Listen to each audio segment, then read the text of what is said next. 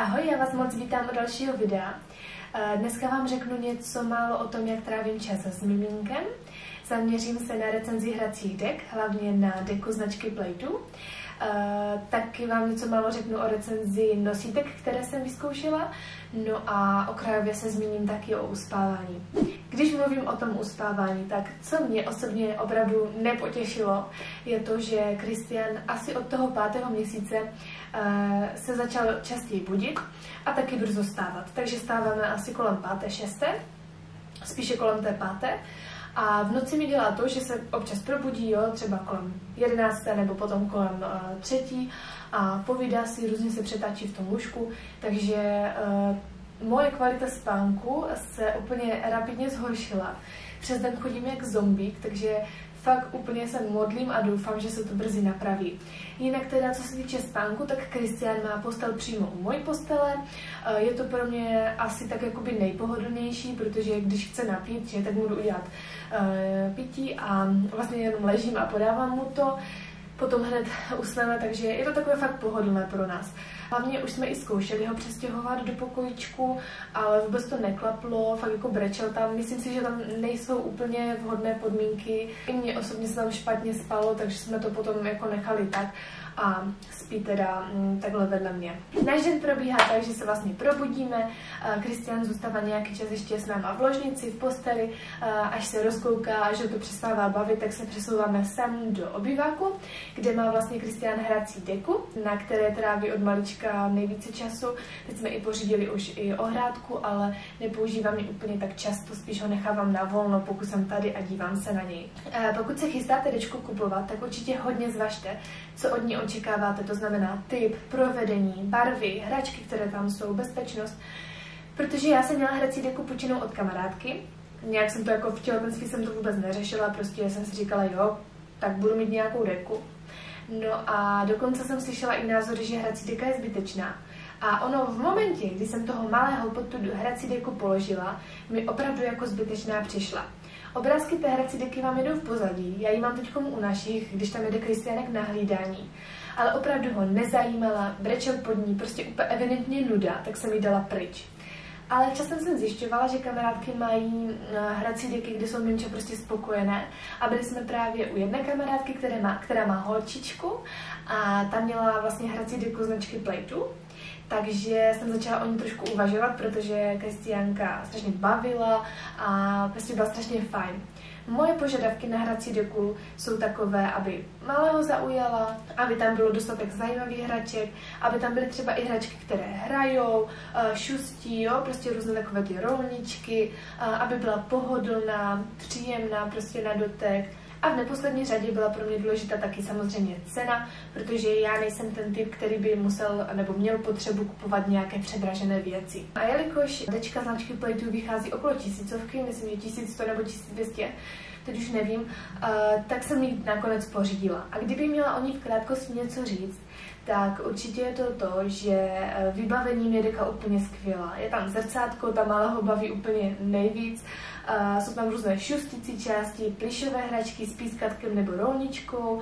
Když zmáčknete mráček, tak to hraje. Ty hračky můžete samozřejmě odepnout, dát tam jiné, takže super. Dobře se skládá, kolem jsou takové strašně pohodlné polštářky, na kterých malý občas jen tak leží a odpočívá, kouká na televizi třeba. Je bezpečná, jednoduše se zacvakává dole pod polštářky.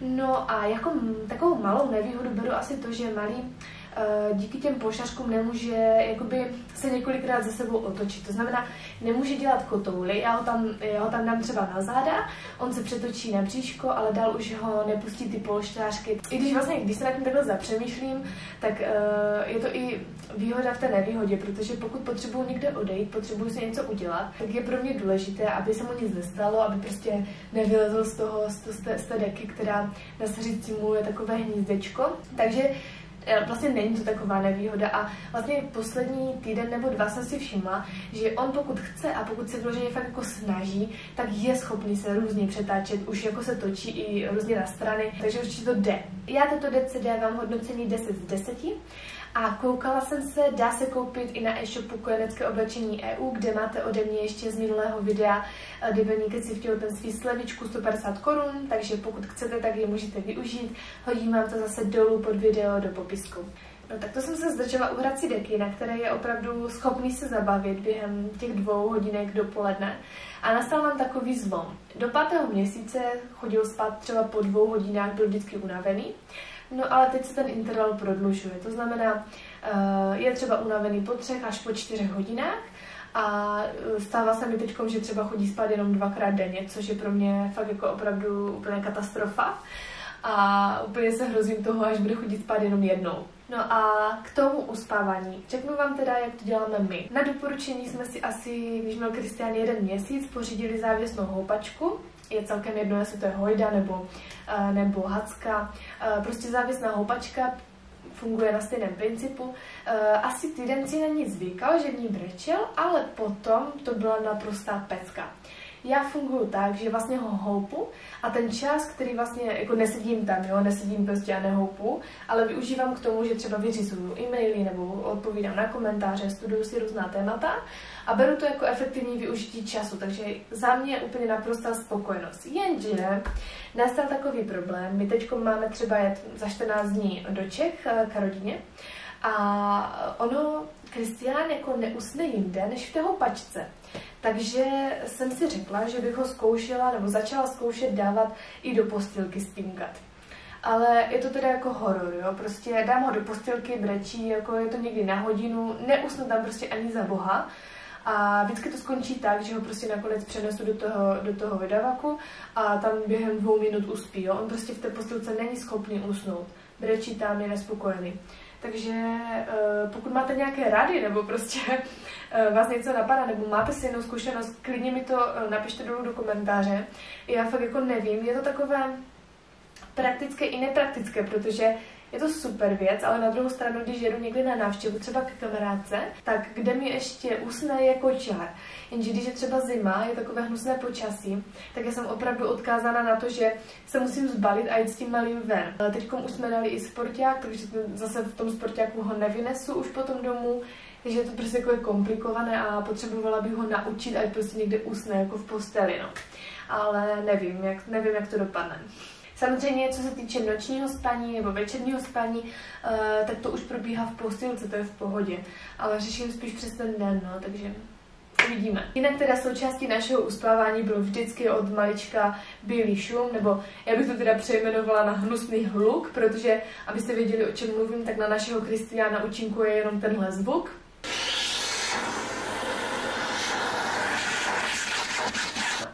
Já jsem na něho už docela zvyklá, dokonce i já už usínám tady v tomhle hluku hnusném, ale snažíme se ho to odnaučovat, to nám docela už se daří, přes ten den už to nepotřebuje a večer mu to jenom pustíme na chvilku a pak spínka. Jinak teda ještě k tomu hojdavaku, budeme se asi za 3 měsíce stěhovat a já jsem ho tam už nechtěla brát tu houpačku. Ale prostě asi budu muset, no. Jako je to takové blbé, tam málo místa, vůbec se to tam nějak nehodí, ale budu to muset ještě promyslet, no. Vlastně po tom prvním spaní tak chodíme většinou na procházku a vlastně výjimkou jsou jenom dny, když je prostě nějaký extrémní smog nebo je úplně jako hodně velká zima, jinak se snažíme fakt většinou chodit, aby se provětral i jako určitě to znáte ze své zkušenosti, že ty děti jsou potom takové jako trošku jiné, když se provětrají. A jelikož je Kristiánovi 7 měsíců, tak baštíme už nějakou dobu příkrmy, akorát mám někdy pocit, že ho po nich bolí břicho, to si musíme trošku ještě vychytat, protože není to úplně 100%, ale má takové období, kdy je třeba plačtivější, může to být možná v kombinaci s tím, že mu rostou zuby a je to teď takové trošku náročnější i vzhledem k tomu, že vlastně my rekonstruujeme byt a je toho více těch starostí, tak je to prostě náročnější. Tak v momentě, kdy je malý už opravdu hodně protivný, nebo si třeba potřebuji doma něco udělat, uklidit si v klidu, tak si ho dávám do nosítka. Nosítka a šatky jsou kapitolou sami o sobě, já bych tady určitě to nechtěla nějak jakoby do hloubky rozebírat, protože jsou na to prostě odlišné názory. Samozřejmě většinou se preferuje ten šátek, že je jakoby lepší, ale my vlastně z důvodu toho, že já jsem potřebovala, aby nosil i Dominik, tak jsem prostě volila to nosítko, protože on by mi ten šátek určitě nenavázal. A já sama jsem na to asi taková jako líná, že pro mě je teda pohodlnější použít třeba nějaké šátkové nosítko, než samotný ten šátek. My jsme vlastně nosili asi přibližně od 3 týdnů. První šátkové nosítko, které jsme pořídili, byl vlastně Storch. No a kdybych ho měla nějak zhodnotit, tak určitě je to fajn nosítko, ale na to, že vlastně byl Christian prostě malý, lehoučký, tak musím říct, že mě z něho někdy bolely záda. Ale určitě jako byl hodně dobrý pomocník, protože vlastně i v období po operaci jsem Christiana potřebovala nějak přemístit. A neměla jsem volné ruce, protože potřebovala jsem berle. Takže nejlepší varianta vlastně byla ho navazat do šátku a přenést, nebo do nosítka a přenést. A když asi v 5 měsících skončila éra tohoto nosítka, tak jsme se rozhodovali, které koupíme dál. A jelikož jsem na tom ještě zdravotně nebyla úplně jako 100% dobře, tak jsme se moc jako nemohli jsme ještě moc jezdit na nějaké takové nosící srazy. Takže jsem se spíš dívala po internetu, po různých zkušenostech, což samozřejmě teď zpětně si říkám, že to byla chyba, protože vždycky je opravdu fakt dobré si to nosítko zkusit. No a já jsem vlastně na internetu našla nové nosítko od firmy Jožánek, které se mi jakoby strašně vzhledově líbilo a napadlo mě, že bych jim potom vlastně mohla natočit video na to nosítko, takže jsem tu firmu oslovila a chtěla bych vám teď trošku nastínit, jak třeba probíhají mé spolupráce. Na mém profilu určitě neuvidíte nějaké reklamy na drahé věci, které prostě nevyužijete. Já si vlastně zakládám na tom, že všechno to, co vám řeknu, to, co vám doporučím, tak je o mé vlastní osobní zkušenosti a je to opravdu o mém doporučení. To znamená, já si spolupráci vybírám sama na základě svoje vlastní zkušenosti. Akorát teď jsem to teda takhle chtěla udělat, že jsem si chtěla nosítko vyzkoušet, natočit na něho propagační video.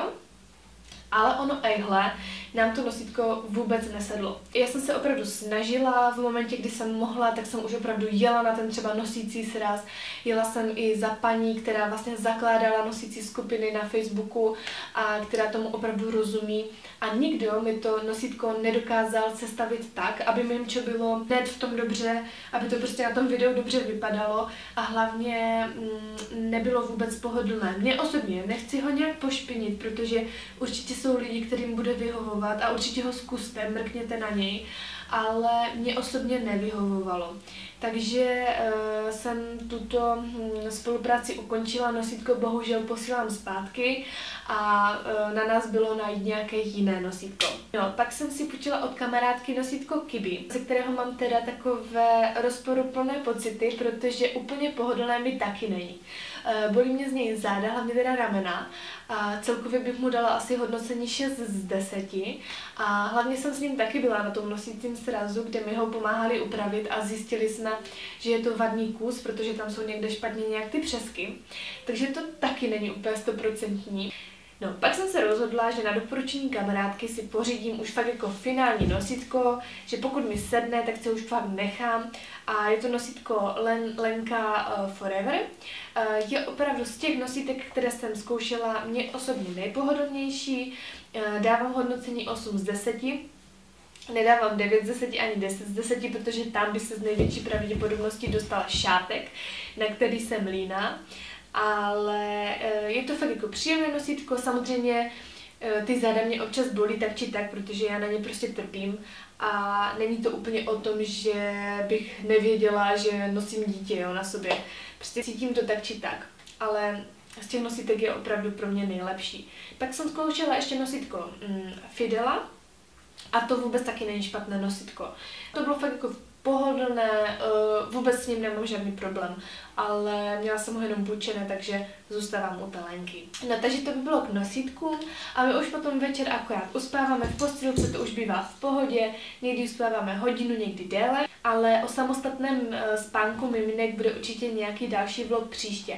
Takže pokud máte nějaké dotazy nebo nějaké rady, určitě mi je napište do komentáře, já budu moc ráda za každé vaše sdílení, like, za každý subscribe a budu se moc těšit do dalšího videa. Mějte se moc krásně. Ahoj!